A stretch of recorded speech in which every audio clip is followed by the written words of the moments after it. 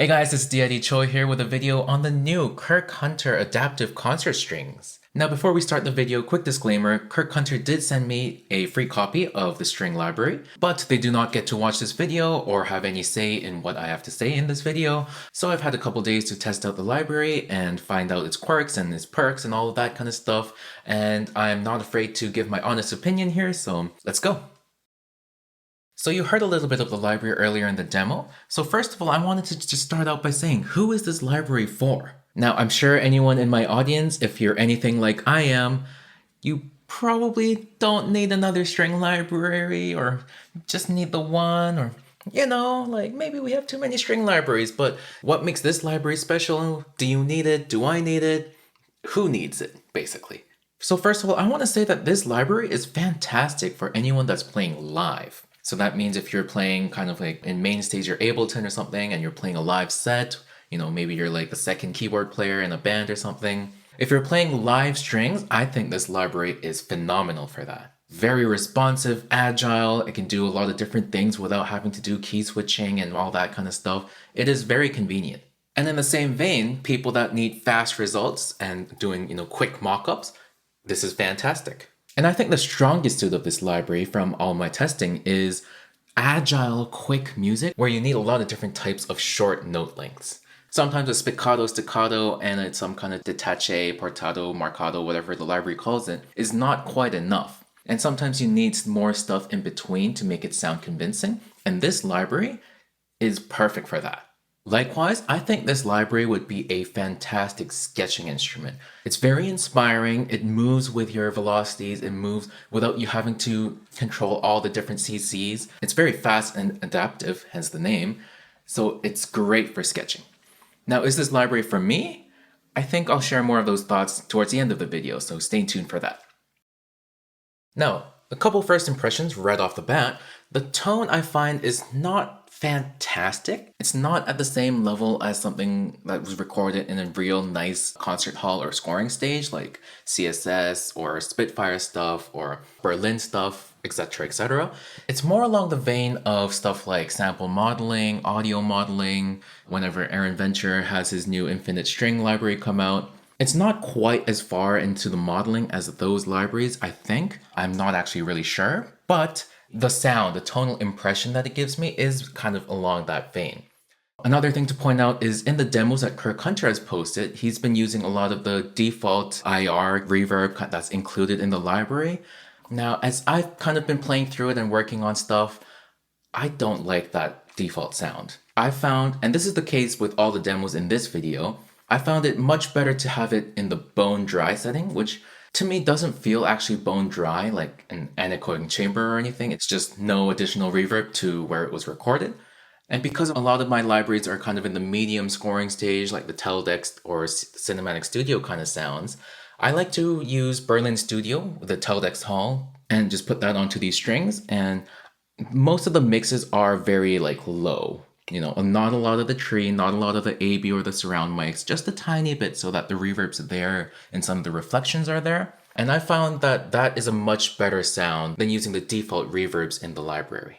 And maybe because it is kind of better for live players, as I was saying, it kind of reminds me of the sound the interface does too. It just kind of reminds me of the old Yamaha keyboards that you would use to play live a lot of the time. Maybe like the medium strings and the Yamaha motif sounds kind of things, But that also means that the instrument is very, very responsive. There is basically no attack delay, so when you press the key, you basically get a sound right away. I mean, there's maybe 30 milliseconds or something, but it's barely perceptible. It's there, but it's basically not you can learn to play ahead of it. It's kind of just like learning an instrument. And it's much more responsive than basically any other string library out there. And another plus for playing live especially is that you barely need to use any key switches to go between the longs and the shorts. Depending on how long you press the note, just like a piano, determines how long that note is. So you can get a spiccato, a staccato, a legato, all in one articulation, right? It just depends on how you're playing. And unlike something like sample modeling, I found that the articulations are a lot more natural and your short notes sound a lot more like a recorded spiccato. So that's been very nice for me. And looking at all of their demos and stuff, it looks like a lot of ensemble patch playing is going to be one of the big strengths of this library. Like I said, playing live, just playing all of the string instruments at once rather than doing a mock-up with one instrument at a time, which is what I'm more used to doing. But especially if you're sketching or something, highly useful ensemble patches that play very responsively. We'll talk more about how the velocities work later on, but very adaptive. And finally, noticing that they have a polyphonic legato, very helpful also, because while you are playing in an ensemble, you're still getting the legato and you're still getting the nice, beautiful voice leading that you would only really get in the past if you had individually programmed instruments. So those were my first impressions, but before taking a deeper look at the instrument, let's take a listen to another demo.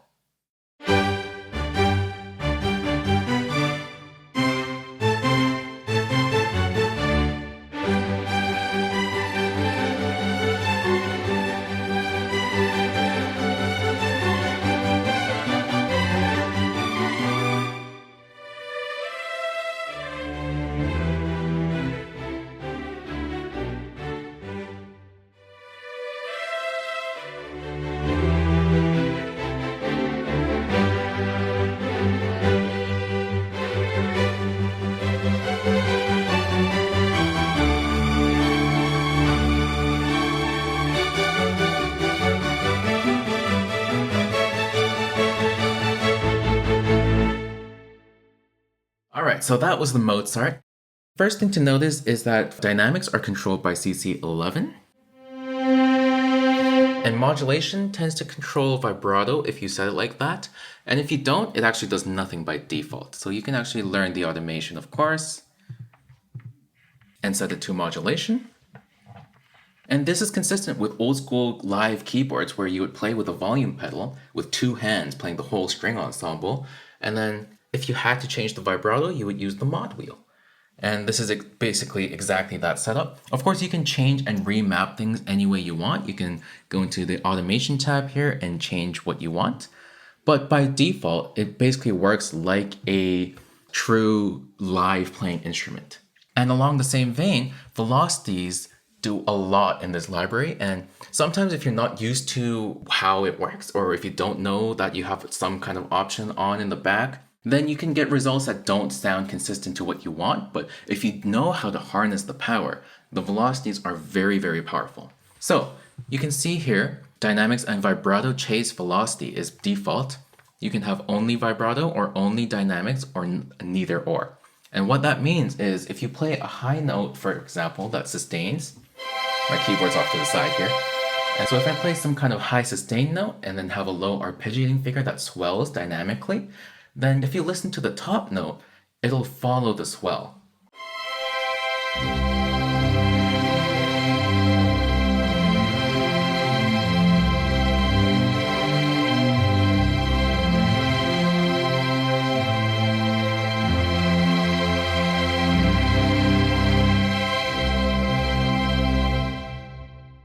So depending on how loud my left hand was playing, the dynamics of the top note actually changes. I wasn't using any kind of volume modulation. No CCs were used in the making of that demo just there. So that is kind of the way it's set up by default. Now some people might want to change that and, mess with the dynamics and the vibrato just the way that they would expect. So in some of my later demos that I'll show you, I actually turned it to velocity chasing completely off. And what I did is set the velocity to affect the attack. Now, if you do it like this, it behaves like a regular sample library that we might be more used to. Or if you play quietly, there's a soft attack. And if I play loud, it's a more marcato attack. Right? We're pretty used to that, and I'm a lot more used to that too, so that's why I set it that way, rather than having the live kind of chasing going. If you're planning to just use the ensemble patch as a sketching library, then I think this feature is phenomenal, and it can really make things much more inspiring and fast without having to go like, okay, now I need to handle like 5 different CCs while playing both hands of the piano. That never works out quite well. Next up, if we look at the articulations that are available, the library has basically everything that a regular string library would have, divided here with shorts and longs, but there's also 2 additional ones up here. So this is consort, mute, looks like a practice mute, and without. So I think it's probably more like a filter kind of mute rather than a sampled one, but it sounds good nonetheless. And here's a soltasto.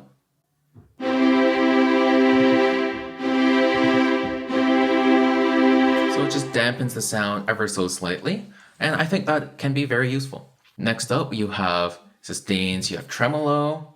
And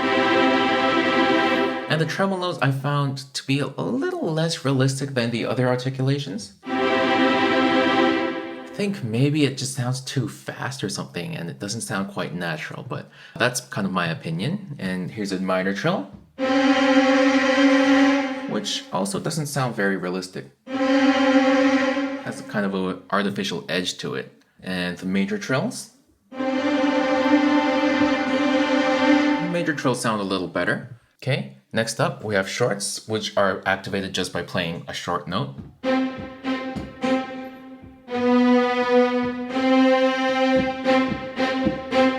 Right, and you can do pizzicato. Sounds very good. Staccato.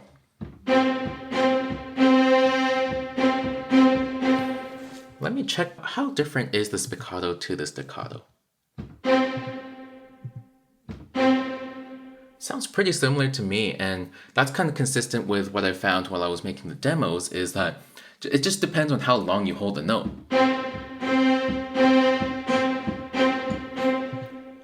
And that kind of makes it a lot more useful. The détaché I have found to be quite a bit longer.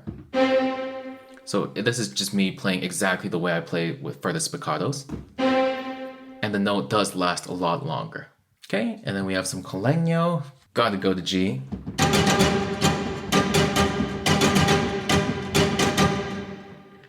We have Bartók Pits.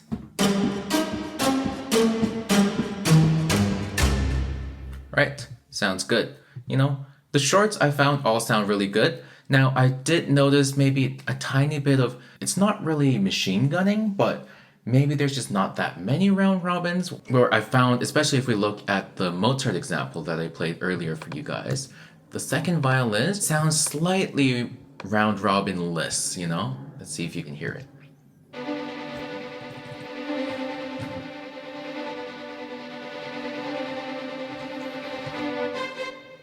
Right? Maybe that's a product of me kind of being lazy and having all of these velocities basically the same, you know? I did a little bit of variation, but you know, I admit it's not much. But even later on where I do have some more variation, let's listen to this part.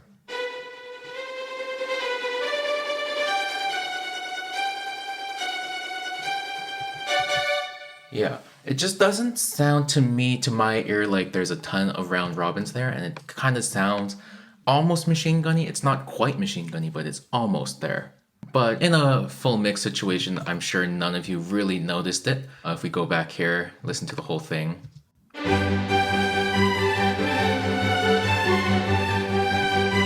You're not really noticing it that much. Let's listen to the lower strings too, because they have just eighth notes playing.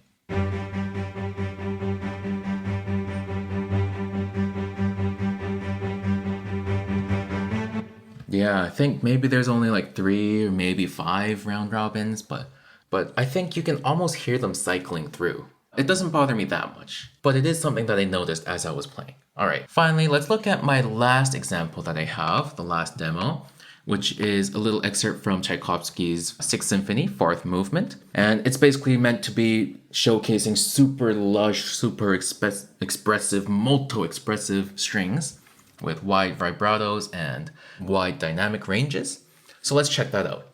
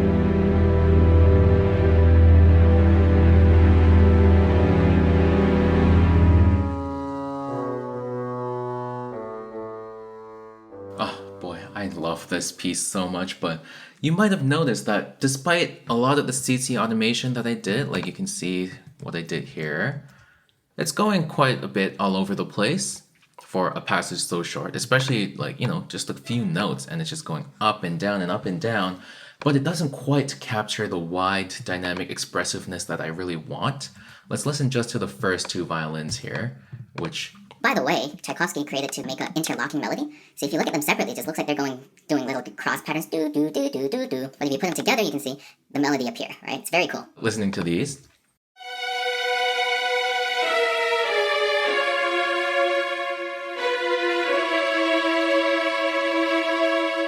It's expressive as it can get, like I'm basically topping out the dynamics here, but it doesn't give me like the super like that I kind of hope to have in a piece like this.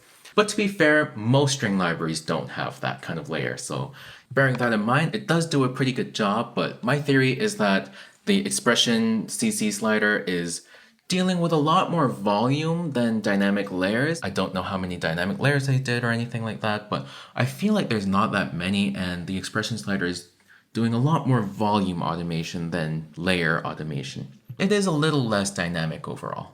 And another thing, which is a bit of a pet peeve of mine in almost all string libraries, except for one that I use all the time, repeating notes in a legato passage where, you have the same note. Do, do, do, do, do. Here, the repeated notes, you can hear kind of like a separation that sounds artificial, that it's like a common thing in sample libraries.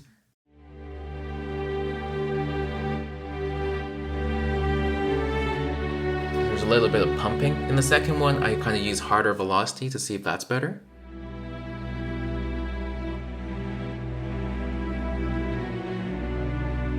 But it's still not quite there. And if I make these even harder velocity-wise, I don't think it's going to sound that good either.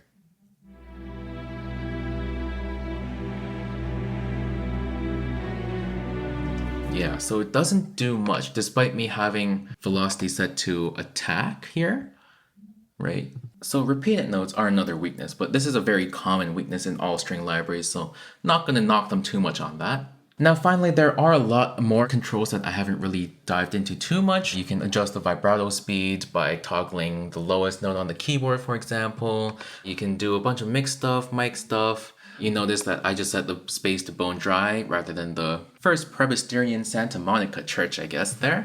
And there are more dynamics, EQ, ambient, vibrato settings kind of in the back end that I haven't really touched on, but I'm sure that Kirk Hunter is going to make a lot more tutorials and demos and manuals and stuff that you can check out. And this is kind of like an early impressions, early thoughts kind of video from my end, right? So as I kind of teased towards the start of the video, is this string library for me? Is it going to make it onto my template personally? I think it can definitely have a place. It certainly won't be replacing my main libraries. But I think as a layer on top, or especially more for the agile stuff like the Eine, Kleine Nachtmusik kind of thing, I think it could very much lead very well with something that is a lot faster paced with a lot of different types of short notes. And it's certainly going to take more time for me to kind of adjust the velocity settings in a way that kind of fit my workflow, whether I want to have chase on or if I just wanted to have it affect the attacks.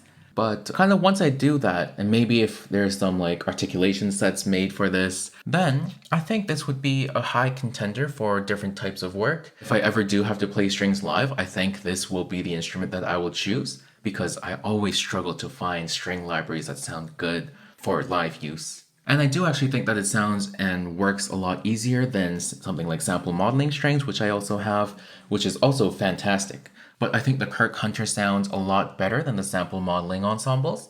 But that doesn't mean I'll replace sample modeling either because I'm basically using them only for solo strings rather than ensembles anyways. But, those are my thoughts. I think it's a very good contender and definitely will find a place in my template, even if it doesn't get used in every track that I make. So that has been my initial thoughts on the Kirk Hunter Adaptive Concert Strings library. Thank you, Kirk, for sending me a copy. I will enjoy continuously experimenting with it. If you have any questions, comments, or concerns about the library that maybe I could answer, leave them in the comments below. I actually don't know what the price point of this library is yet because as of now, when I'm filming this video, it hasn't been released yet. So Hopefully it's not too expensive. If it's more on the affordable side, I think it'd be a no-brainer absolutely for anyone playing live, for anyone that wants a fast sketch library, or just hates key switches, articulation switching, individual tracks, and just wants an all-in-one solution. So let me know in the comments below, like this video, notifications, subscribe, all that good old stuff. This has been D.I.D. CHOI, and I'll see you in the next one.